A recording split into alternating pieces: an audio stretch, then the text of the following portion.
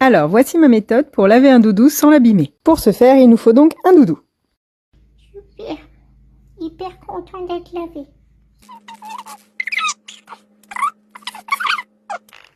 Il n'y a pas mon nom, c'est même pas ma trousse. Je vais profiter de cette petite crise pour vous montrer la nouveauté du site qui est un diagnostic personnalisé. Vous pouvez donc avoir une ordonnance adaptée à votre doudou en répondant à quelques questions le concernant. Ce petit quiz vous permet de personnaliser sa trousse de toilette. Merci. Donc commençons. Un doudou, ce n'est pas un vêtement, il faut donc des produits adaptés. Pour la lessive, je vous conseille de prendre une lessive laine. Là, elle est laine et cachemire, donc c'est pour les fibres très douces afin de ne pas les décaper. Pour moi, elle est parfaite et en plus, elle a un parfum naturel qui éloigne les mites. Très utile pour les doudous qui restent dans les armoires.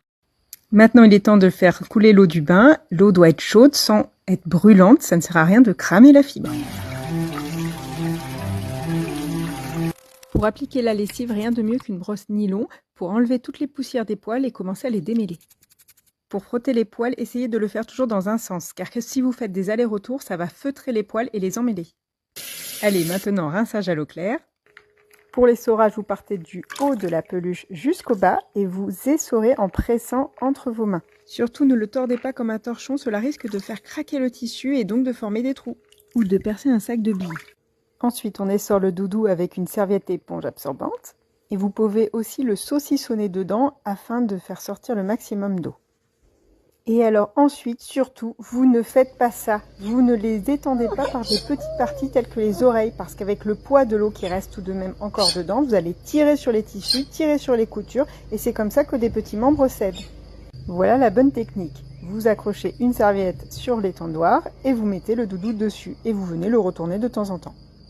Le plein soleil, on évite car ça risque de faire ternir ses couleurs.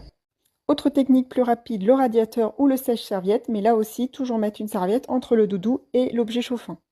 C'est pas mal, on se croirait au sauna. Dans une partie 2, je vous montrerai le brossage. Oui.